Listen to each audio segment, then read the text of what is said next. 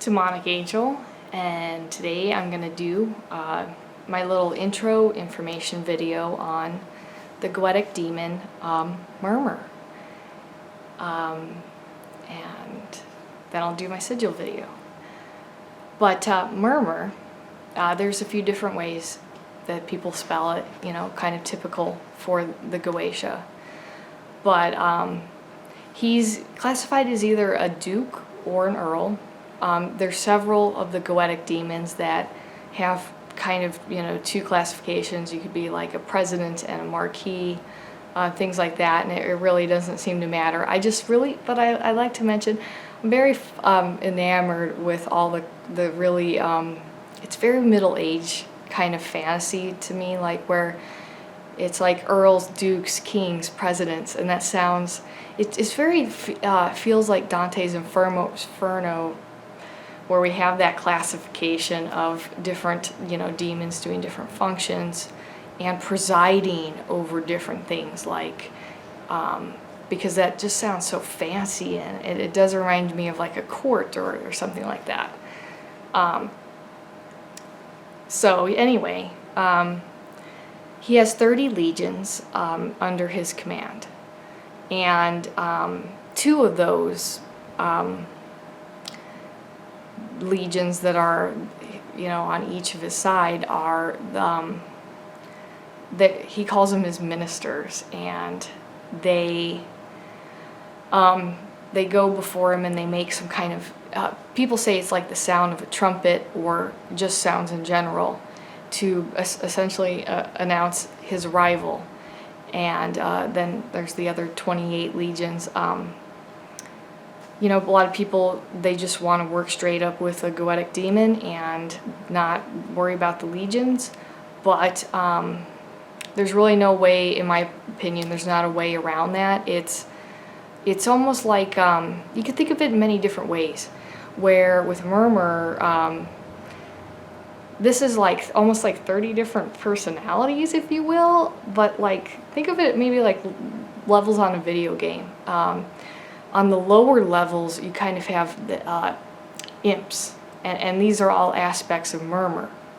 And so they're very, you know, childlike, high energy, and they just want more and more energy. They like to play tricks, and then, you know, higher up in his highest form is Murmur himself, and he just has, you know, the philosophy of all deceased humans in his mind, and this is his ultimate intellect. I've actually had success using, you know, calling on demons' higher forms to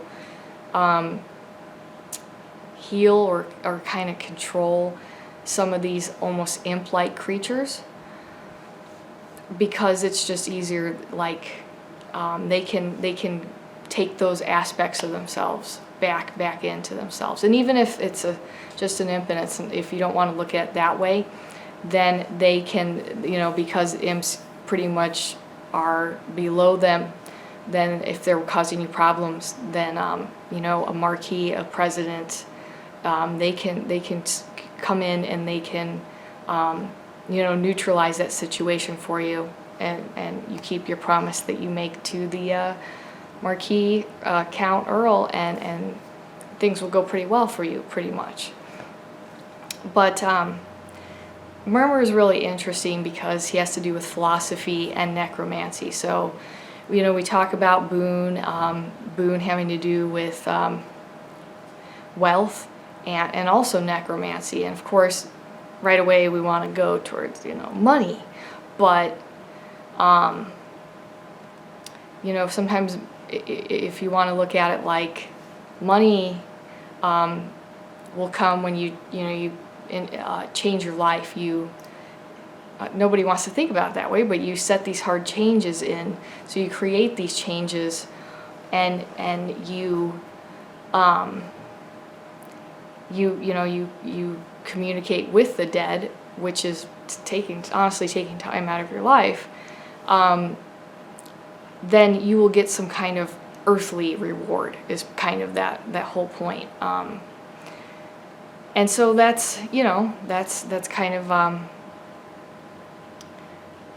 easier to, I guess, understand in a way. But philosophy is a really big one, because what does philosophy have to do with necromancy? Everybody who has died, they have a story, a personal experience. I'm obviously talking about people who live long enough to have some kind of subjective identity, that, and when you're involved with the occult, and you connect with a dead person, I'll connect with somebody, and I'll learn something. An example would be like, just talking about, somebody actually asked me about this. They were talking about how their grandparents had died in some kind of accident, and I didn't want to know anymore, so I just kind of thought about it. And then I was thinking about, I was thinking like carbon monoxide poisoning or something, but it turned out to be some type of fire. But what happened while I was having this connection with this dead man, who he was old and wealthy, was that he didn't talk to me in my mind. I would see images of like things that were important to him, like sitting and writing in his office. That was a lot of his life, working, and that he really liked this old car, but then, so just those kinds of brief, introductions. But then he showed me, he spent a lot of time alone, even though he had a wife and he had his kids, and he just didn't know how to, I implicitly understood he didn't know how to express his emotions.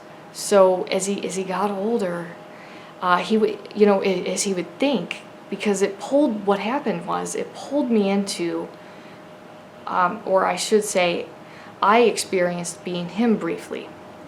And so he made me understand that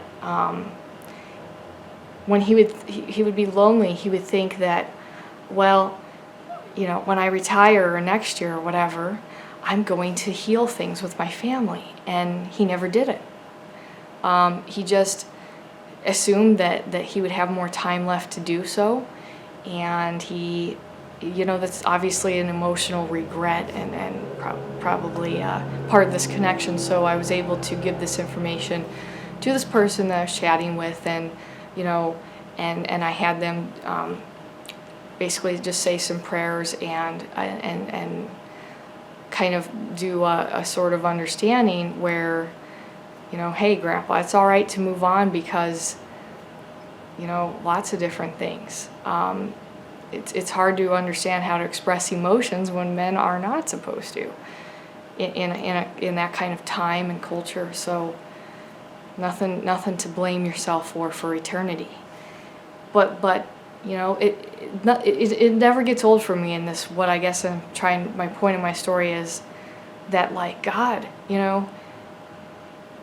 time can get away from any of us, and you can't just think that, like, you're going to be able to do something. I mean, if something takes a long time, that's fine, but you have to get on it, and you have to appreciate that here and now, and that being emotionally open is very important. Not to be open to the point where you don't know, the difference between yourself and others, but being open to, if you see somebody and they're crying, that you should feel sad. You should feel that connection. And it's very, very important it's very healthy to be that way, to feel this emotions in the here and now. And you want to be like that, because it's just very vital. And it's just very touching to me, when I have connections with dead people, this is their philosophy, if you will. This is what did they regret? What did they think about when they were alive? That really means so much to me, that I learn from, and that I have a lot of, I go into that with compassion. And as I mentioned, I didn't imagine having a conversation with this gentleman. I just imagined seeing him doing some daily things. And then that faded into me feeling his emotions of being severed from how do I have emotions? How do I express them? And then he just showed me that I thought, he suffocated from the obviously smoke inhalation, but that was very vague and not really even important to him. It was just that I really thought, hey, I really thought I was going to have time to, sort things out with my sons, to express these feelings. But he would sit and think about, how do I express that? And he never was able to come up with that. And that's the philosophy of necromancy, right? I can take that.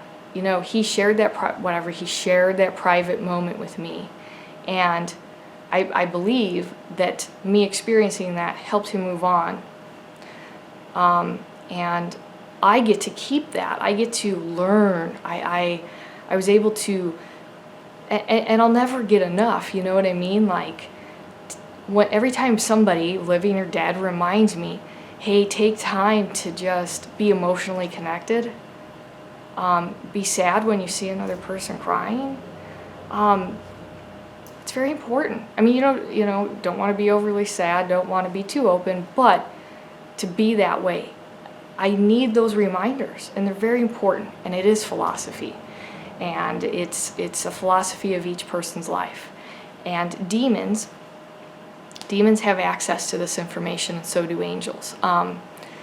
It's part of why they like to hang out at cemeteries, and it's part of why, and funeral homes. They're very hungry for us, but they have that primal function of, I believe that they help kind of consume some of the base energy of people who have died, and in a lot of cases that they can then move on. But some people, as we mentioned, when all that's left of you is your mind, and you're really searching, or you're just not ready and you're just not going to give it up, you're really, maybe you need to have that experience, and people really do. They just need to be connected. Then angels and demons really just, for a variety of reasons, it really gives them energy, but they enjoy learning from dead people. Because they're part human, if you want to think of it that way. So anyway, so it's like that whole thing. Murmur will teach philosophy, and you conjure Murmur, and he'll answer every question. And it's not really exactly like that. You're not going to get everything right at that moment. If you want to know something, if you seek something, you will find it, but it's not, it's very, very rarely is it going to happen for you right at that moment. But yeah, when Murmur was still an angel, since he is obviously part of the one of the ideas with the Goetia is that they all chose with Satan to be near us humans, because they believe in the whole human experiment thing, that this whole being alive thing, Earth, the whole elements of Earth, time and space, the subjective experience. It's not, demons just want excess. They really think it's important for us to have this experience, and so they they chose to give up comfort to be here with us. And when I say they're with us, since they're kind of closer,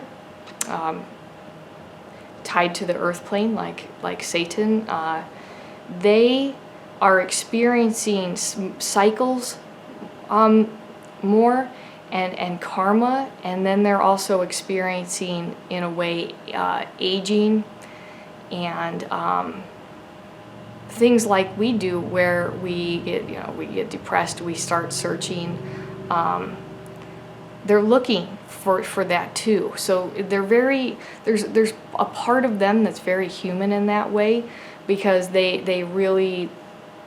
just don't want to be in heaven with that we're going to be in the heavens, that being here is very important. And so he was Murmur was a great Duke of Thrones. Now, there's all these different classifications of angels. I could probably throw in an article here. But the idea is that the angels of thrones, they are the ones they're angels of knowledge. So, back when Murmur was an angel, before the Great Fall, he his big thing was philosophy anyway. But, in this more, it's all good, and it's in an ethereal, astral way that is not human. But now that he chose to be near us, he chose to be part of the human experiment, then his philosophies revolve around men. What do men think of suffering? What do men find? What do they find meaningful? What do they struggle with? Is there a person who's always going? If they're content, will they always be happy? It's very, very interesting to him, and I mean, obviously, I think I can't blame him, because we're very interesting, we're very unpredictable, we're us humans, like I mentioned in tarot, I like to think of us as half God and half beast.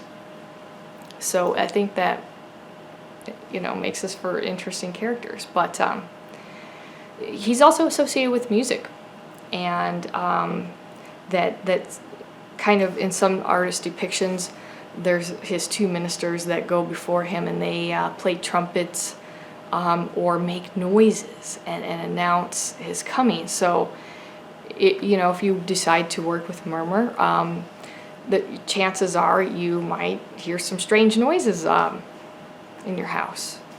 That's kind of where, I guess, the occult and the paranormal for me will kind of meet up a little bit.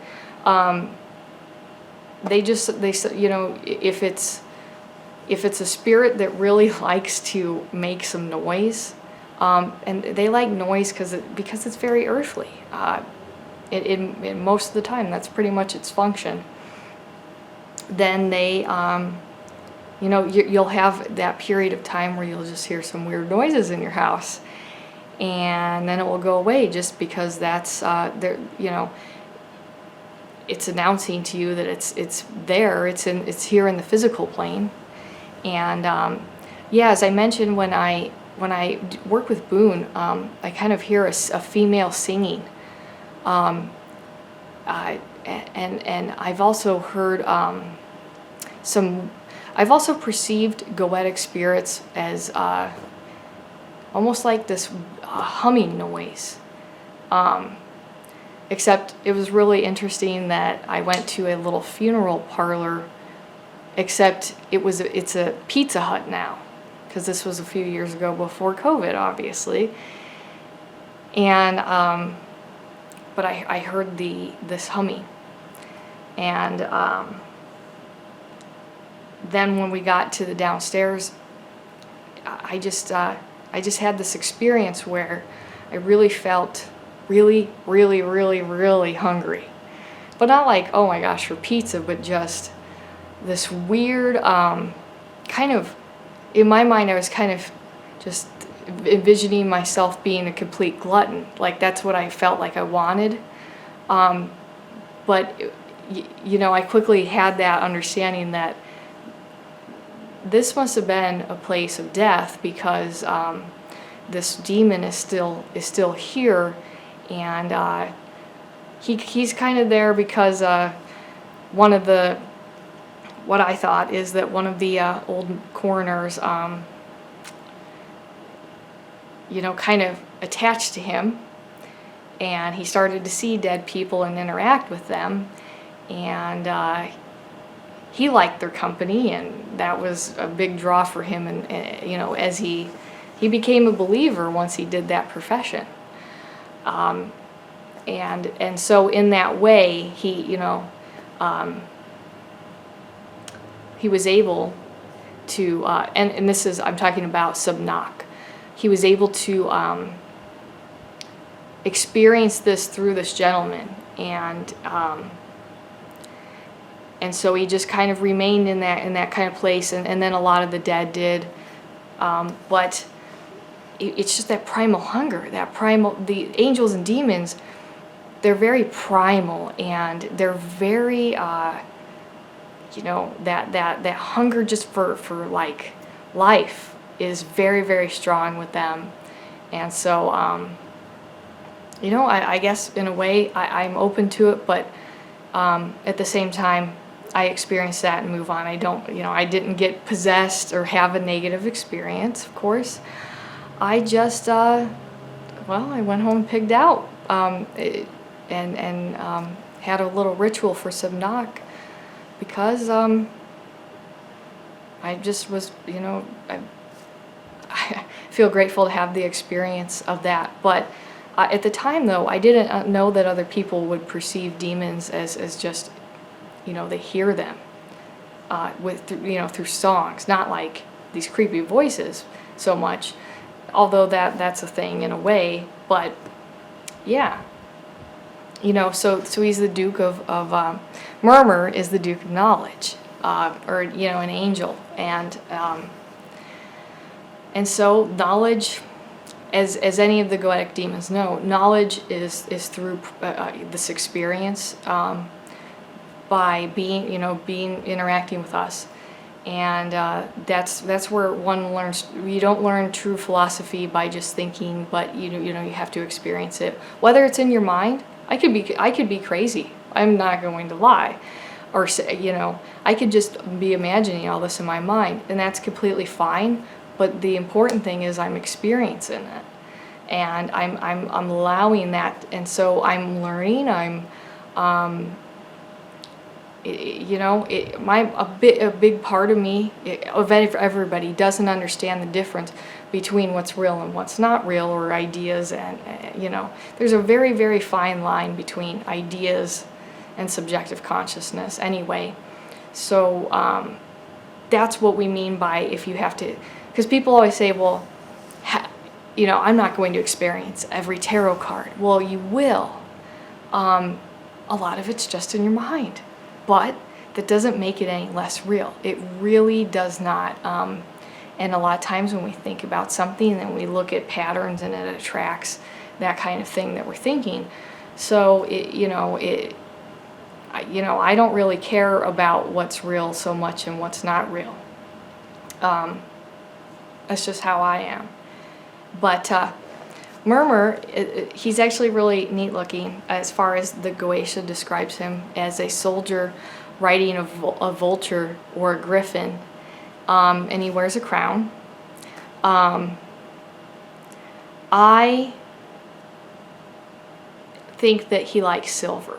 Paimon, King Paimon likes gold. A lot of there's all kinds of variants, but I think the whole purpose with silver here is that heightens that recessiveness, that quality of being completely open. That's, with philosophy, it really requires an openness. Philosophy in itself kind of requires a detachment from your specific, like if you're American or if you're German, Japanese.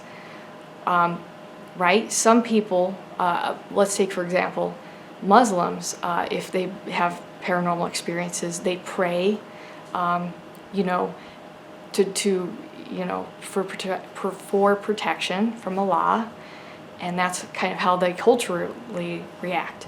But Chinese people, they believe that like they should yell at ghosts, and they say, "Damn you," and that kind of thing at the spirits, because they think that it scares them. So while we humans have this universal kind of soul, if you will, we're just very different depending on our culture. So, you know, to really get into philosophy, you kind of have to have that deep understanding that it's just a culture, even a culture within a culture. You belong to a religion. They dress a certain way, eat certain things, you know, whatever. It's just culturally a thing. Or, you know, even to some extent, like with PMS, I'll think, oh, I really should be eating a lot of junk food or something. But I really intellectually realize that that's more of a cultural idea, and it's not that women are crazier or, you know, there shouldn't be a biological chemical need to eat different foods in that kind of way, because it's just a cultural thing. However, I'm much tied to my culture, and you know, in some way I'll indulge in that. So I think, you know, that's a good, if you're wondering where to start as a philosopher, just kind of, you know, start looking at different cultures and kind of realizing, hey, it's not like my little reality, you know, the weird kinds of things that we all are attached to. It's just because, a lot of it's just because of our culture.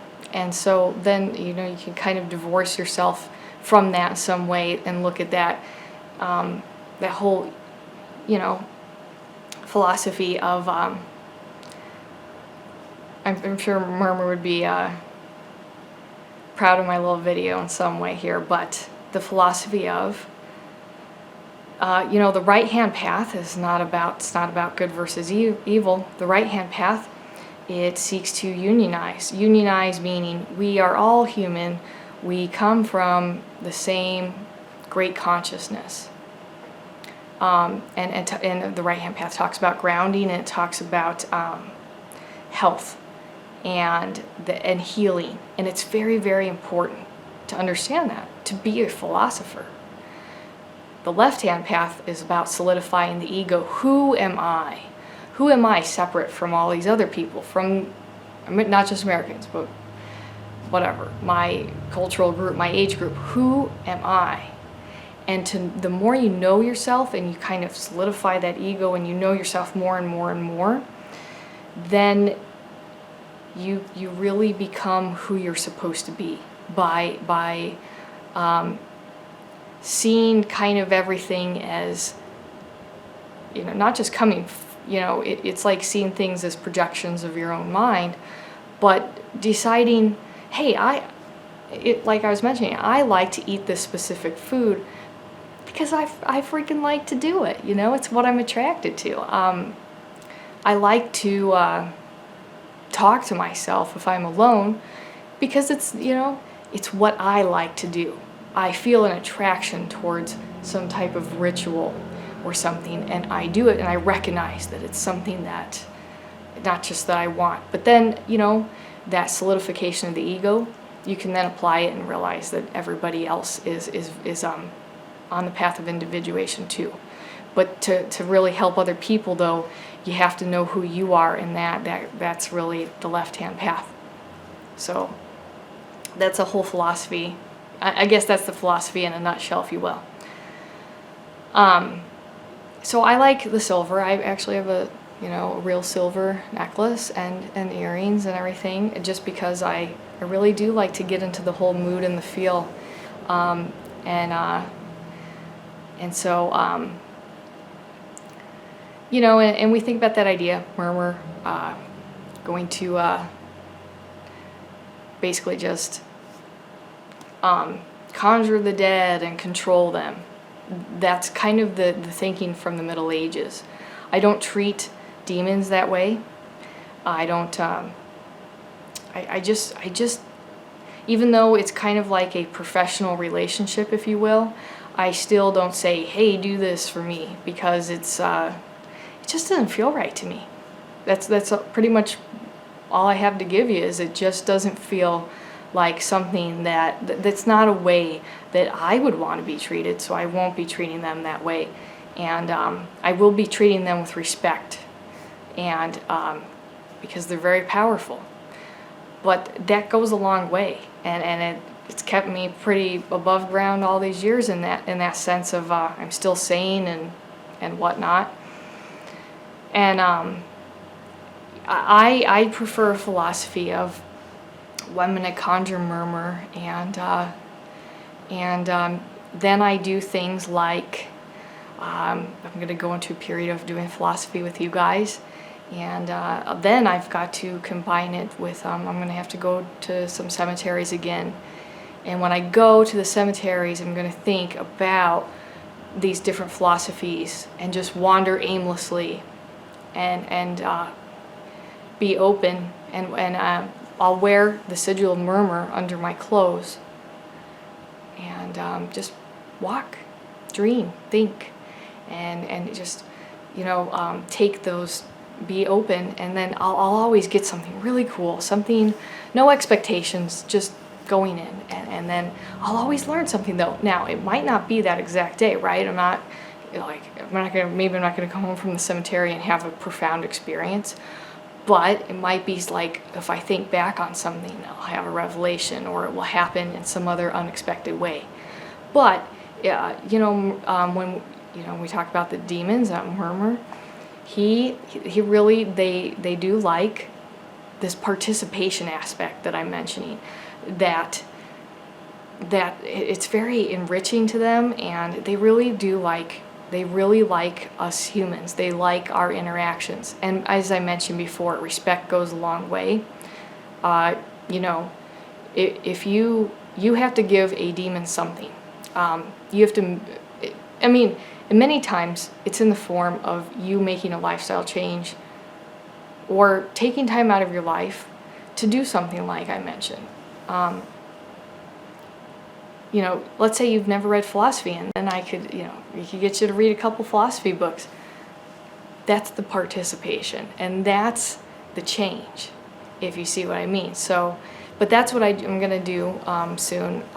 Maybe I'll film some of this stuff. I'm not too sure, but murmur in Latin, it means noise, whisper, murmur, and as we talked about, the sound of a trumpet. So some authors, they portray him as like a vulture. He's riding a vulture, I should say. And that, as vultures, they, in Zoroastrianism, which is one of the first monotheistic beliefs, the dead, they take the dead and they put them out on these high mountaintops, and vultures and other birds like that, they consume the corpse, because they literally want to give back to the earth. So it's kind of a weird way of kind of stepping in, if you will, to something associated with stepping into death, like, if you will, because Buddhism and a lot of other things describe the astral plane, and what dead people experience as a lot of it is just noise for them. And you can also do, you can kind of invite them to your life with these kinds of things like rituals and such, or you can kind of have this very peaceful crossing over, if you want to offer your body in such a clean way. No casket, no cremation. You're not throwing your cremains in the river, polluting it. You're not doing a coffin which will turn into compost. It's just back to the earth. And although we humans can be quite gross in our own way, a uninvolved body is probably pretty good for the earth. So Anyway, I'm gonna go out and I'm gonna go do some hiking. I might do a camping. I'm gonna see if it's, you know, whatever, check with the Weather Channel, all that fun stuff, right?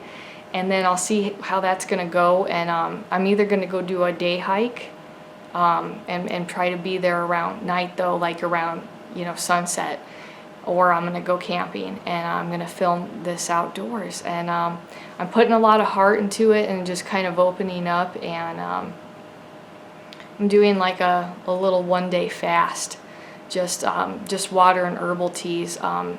Don't do it if you have to take certain medications or you're diabetic, or, you know, I'm not recommending you do that, but for me it can really open up and heighten a ritual, and I feel it appropriate in this case. I don't always do it, but I'm going to do that in this case now. And anyway, I talked y'all's ear off and such, but Happy New Year, and I can't wait to get into philosophy with you guys. And as I can, I promise I'm going to start going out to more, you know, I'm going to go out hiking, but I'm going to go out to more places too, you know, when appropriate, as I can, because you know, my channel is really growing and I just want to do more and more neat things. So I'll talk to you guys later. Happy New Year.